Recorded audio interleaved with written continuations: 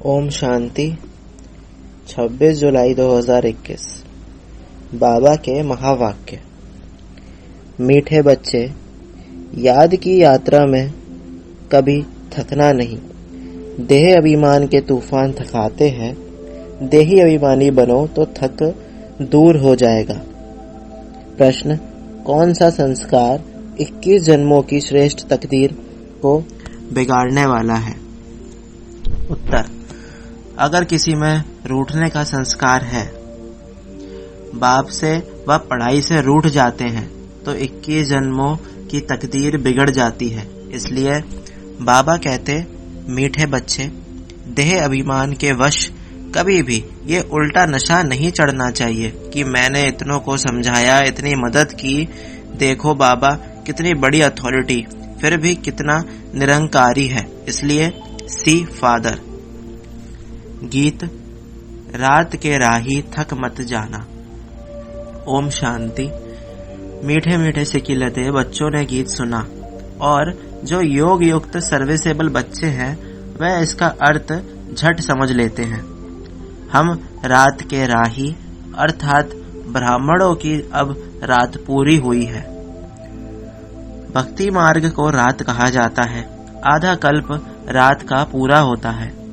हद का भी दिन और रात है। यह फिर ब्राह्मणों का आधा कल्प दिन और आधा कल्प रात होती है। इस समय जबकि बाप आते हैं तो अंधियारा है। प्रभात होने का पहला पूर है। सवेरा हो रहा है। बच्चे जानते हैं। अब बाप कहते हैं, मीठे मीठे बच्चे, याद की यात्रा में थक नहीं जाना। जैसे जिस्मानी यात्रा होती है, आगे पैदल जाते थे, बहुत धीरे धीरे बीच बीच में मंजिल बनी रहती है। मालूम रहता है हमको फलानी मंजिल पर ठहरना है। आगे बहुत श्रद्धा से पैदल जाते थे, उसमें बड़ी मेहनत है। अब यह तो बहुत सहज है। इसको कहा जाता है सहज याद व योग। सिर्फ बाप को याद करना है। थकने का मतलब ही है देह अभिमानी बनना। हाँ, इसमें कोई शक नहीं, माया के विघ्न पड़ेंगे, परंतु इसमें थक नहीं जाना है। थक जाने से देह अभिमान आ जाता है। बाप कहते हैं, बच्चे, शरीर निर्वाह के लिए काम तो करना है, उसके लिए छुट्टी है। 8 घंटा शरीर निर्वाह, 8 घंटा आराम, बाकी 8 घंटा इसमें दो। अभी तो पूरा 8 घंटा कोई देते नहीं, अंत में 8 घंटा तक रहेंगे। चार्ट को बढ़ाते रहो। यहाँ जब आकर बैठते हो तो याद दिला जाती है जिसको तुम नेष्ठा कहते हो। बाबा की याद में आकर बैठते हो। इसका मतलब ये नहीं कि सिर्फ यहाँ आकर याद में बैठना है।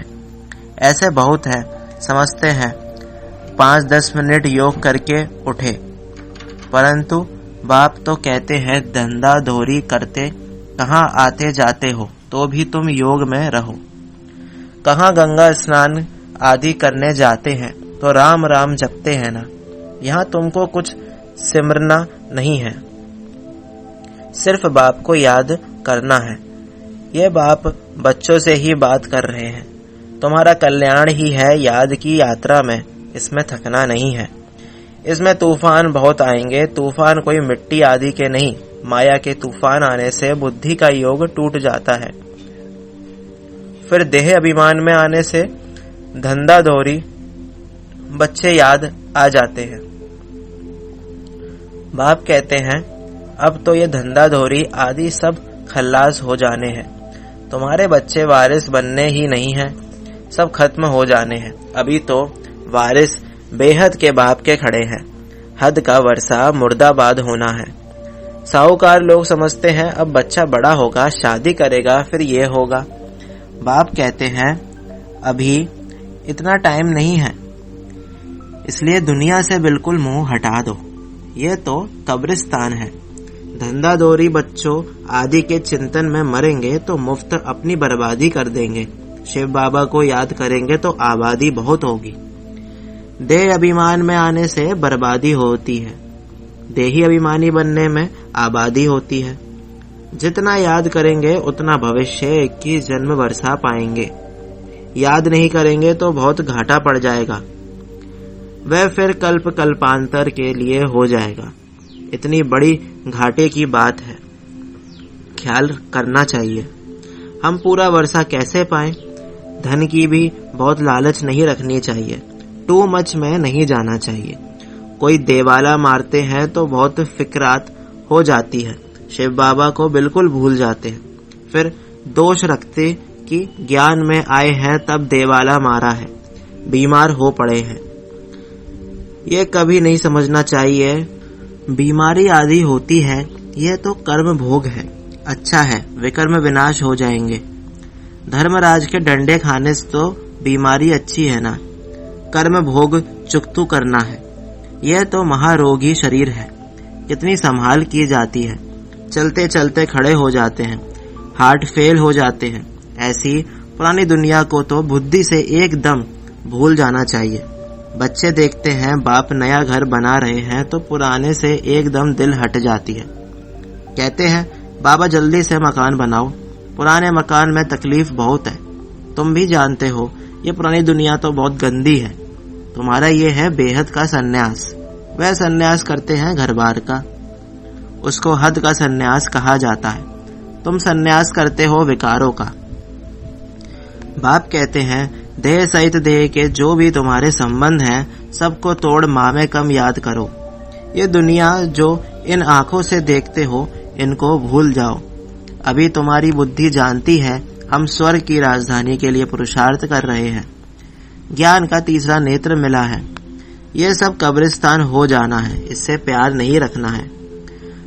आजकल मनुष्यों के पास पैसे बहुत हैं तो विकार भी तेज हो गए हैं। काम विकार कितना तेज है, काम बगैर रह नहीं सकते। 4-5 वर्ष पवित्र रहे, फिर लिखते हैं बाबा आज इनको भूत लगा, काला मुंह कर दिया। कितना धक्का खाया, एकदम 5 बार मंजिल से गिरे। पहले पहले है देह अभिमान, ऊपर से गिरा, ठक पुर्जा पुर्जा हो गया। खल्लास हट गुड बिल्कुल ही टूट जाते हैं। फिर पुरुषार्थ करने में टाइम लगता है। यह है सबसे बड़ी चोट। इसलिए बाबा कहते हैं काम महाशत्रु है। विकार को ही पतितपना कहा जाता है। कहते हैं बाबा हमको पतित से पावन बनाओ। भारत में ही संपूर्ण निर्विकारी थे ना, भारत ही निर्विकारी था, अब भारत विकारी है। संपूर्ण निर्विकारी सूर्यवंशी को कहेंगे। भले रामचंद्र के राज्य में भी विकार की बात नहीं रहती, परंतु कला तो कम हो जाती है। 1250 वर्ष कम हो गए तो वह दुनिया की ताकत तो कम हुई ना, इसलिए उनको सतो प्रधान फिर सतो कहा जाता है। तुम चाहते हो हम मम्मा बाबा को फॉलो कर सूर्यवंशी महाराजा महारानी बने। इसमें तकलीफ व खर्चे आदि की तो बात ही नहीं है। इसमें मुख से कुछ बोलना भी नहीं है, सिर्फ याद करना है। इसको ही सहज योग कहा जाता है। इसमें बड़ी मेहनत चाहिए। बाबा के आगे तो सब महारथी हैं। इसमें योग पूरा चाहिए, तब कुछ तीर लगे। योग बल है ना, योग की बहुत कमी है। विघ्न भी योग में बहुत पड़ते हैं। बेहद का बाप मीठे मीठे बच्चों को बैठ समझाते हैं। बाप से व पढ़ाई से कभी रूठना नहीं है। रूठेंगे तो 21 जन्म तकदीर से रूठेंगे। बड़े अच्छे अच्छे बच्चे भी रूठ पड़ते हैं, नशा चढ़ जाता है देह अभिमान का। मैंने इतनों को समझाया है, देह अहंकार आने से ही फिर गिर पड़ते हैं। इसमें अहंकार नहीं आना चाहिए। शिव बाबा को कोई अहंकार है? कितना निरंकारी है और है कितनी बड़ी अथॉरिटी। कहते भी हैं मैं साधारण तन में साधारण घर में आता हूँ, साहूकार के घर में थोड़ी ही आता हूँ। तो अब बच्चों को जागना है। बाबा युक्तियाँ तो बड़ी अच्छी बतलाते रहते हैं, तुम बच्चों की ही देरी है। ड्रामा अनुसार अजुन अवस्थाएं जोर नहीं भरी हैं, आगे चल जोर भरेंगी। हम गवर्नमेंट को इतना करते हैं कि इतने इतने वर्षों में स्वर्ग की स्थापना हो जाएगी। ये अखबार आदि में मनुष्य पढ़ेंगे तो आकर तुमसे पूछेंगे थोड़े वर्ष के अंदर स्थापना होगी तो विनाश भी जरूर होगा। ढेर आएंगे। ये प्रॉपर्टी आदि थोड़े समय के लिए है। इस प्रॉपर्टी को तुम कोई प्रॉपर्टी थोड़ी समझते हो। तुम जानते हो ये तो थोड़े रोज के लिए है। ये मकान आदि रहने के लिए बनाए हैं, क्योंकि मधुबन में बहुत बच्चे आते हैं रिफ्रेश होने के लिए। हेड ऑफिस मधुबन है। आज तुम क्या करते हो, कल क्या करेंगे? यहाँ तपस्या करते हो, फिर दिल्ली, वृंदावन आदि में जाकर राज्य करेंगे। हमारा यादगार कैसे खड़ा है, ये अच्छी रीति दिखाना है। जो काम हम अभी कर रहे हैं 5000 वर्ष पहले भी किया था। पहले शिव बाबा के मंदिर बनाते हैं, बाकी देलवाड़ा मंदिर आदि तो बाद में बने हैं। बुद्धि से काम लेना होता है। देलवाड़ा मंदिर का भी हिसाब निकाला जाए तो निकल सकता है। पूरा हमारा यादगार है। तुम जानते हो ये स्थापना का यादगार है। तुम मीठे मीठे बच्चों को बहुत खुशी होनी चाहिए। ये सब सर्विस बढ़ाने की युक्तियां निकालनी है। राम गयो रावण गयो, जिनका बहु परिवार है। रावण का देखो कितना बड़ा परिवार है, राम का कितना छोटा परिवार है। गायन राइट है, परंतु कोई समय समझ नहीं सकते। बाप बैठ समझाते हैं तो भी निश्चय नहीं बैठता है। शरीर निर्वाह अर्थ भी कर्म तुमको जरूर करना है। हाँ, जो सर्विसेबल बच्चे हैं पांडव, वह तो गवर्नमेंट से पालना ले सकते हैं। उनकी सारी संभाल हमको करनी पड़े। अवस्था बच्चों की ऐसी होनी चाहिए, बाबा की याद में इस दुनिया का सब कुछ भुलाना है। याद की यात्रा में जो पक्का मस्त रहेगा, उनकी अवस्था भी बहुत मजबूत होगी। जैसे कि शिव बाबा की याद में रहे तुम शरीर छोड़ते हो, सन्यासी ब्रह्म की याद में शरीर छोड़ते हो, तो भी वायुमंडल में बिल्कुल सन्नाटा हो जाता है। बाबा को अनुभव है। मनुष्य मरते हैं तो घर में सन्नाटा हो जाता है ना, इसमें भी ऐसा होता है। पिछाड़ी में जैसे कि सब कुछ भूल जाते हैं। अब हमको वापस घर जाना है। देह अभिमान छूटता जाता है। पिछाड़ी में शरीर खुश से छोड़ना चाहिए, हर्षित मुख। बस हम कहाँ जा रहे हैं, ऐसी अवस्था जब होगी तब विजय माला में पिरोने लायक बनेंगे। तुम्हारे में शांति की करंट है। कोई भी आते हैं तो कहते हैं यहाँ शांति बहुत है। ये है रियल शांति। आत्मा शरीर से डिटैच हो जाती है। तुम जानते हो हम आत्मा शांत स्वरूप है। हम अपने स्वधर्म में बैठ जाते हैं। कर्म के बिना तो कोई मनुष्य रह नहीं सकते। वो लोग हठ योग से क्या क्या नहीं करते हैं। तुम अब समझते हो हमारा स्वधर्म ही शांति है। यहाँ हम आए हैं पाठ बजाने, अब वापस घर जाना है। बाप कहते हैं मुझे याद करो और घर को भी याद करो। बाप को याद करने से वर्षा मिलेगा। बाप कहते हैं मुझे भी घर में याद करो।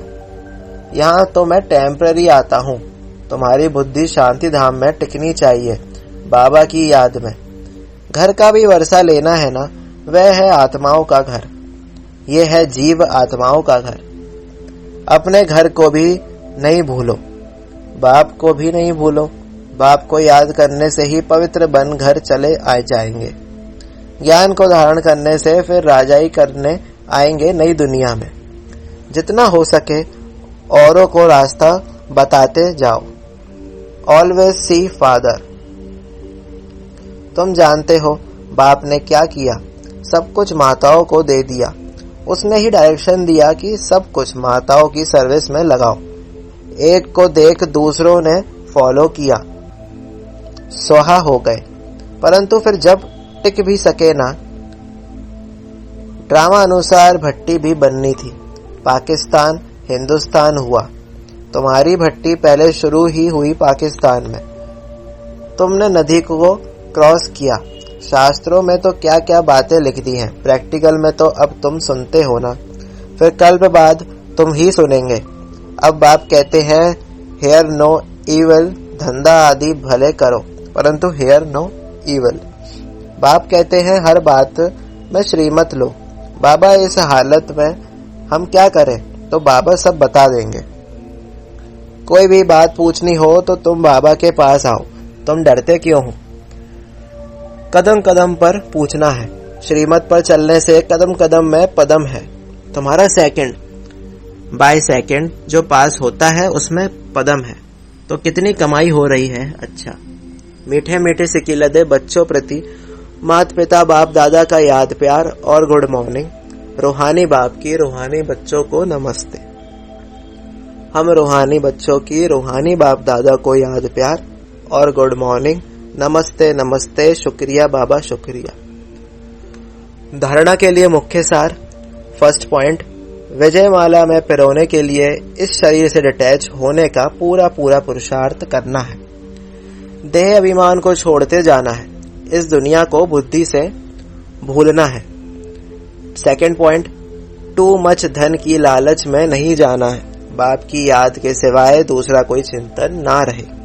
कभी भी बाप से व पढ़ाई से रूठना नहीं है। वरदान, परिवर्तन शक्ति द्वारा सर्व की शुक्रिया के पात्र बनने वाले विघ्नजीत भव। यदि आपका कोई अपकार करे तो आप 1 सेकंड में अपकार को उपकार में परिवर्तित कर दो। कोई अपने संस्कार स्वभाव के रूप में परीक्षा बनकर सामने आए तो आप एक ही स्मृति में ऐसी आत्मा के प्रति भी रहम दिल के श्रेष्ठ संस्कार स्वभाव धारण कर लो। कोई देहधारी दृष्टि से सामने आए तो उनकी दृष्टि को आत्मिक दृष्टि में परिवर्तित कर लो। ऐसे परिवर्तन करने की युक्ति आ जाए तो विघ्न जीत बन जाएंगे। फिर संपर्क में आने वाली सर्व आत्माएं आपका शुक्रिया मानेंगी। स्लोगन, अनुभवों का स्वरूप बन जाओ तो चेहरे से खुशनसीबी की झलक दिखाई देगी। ओम शांति।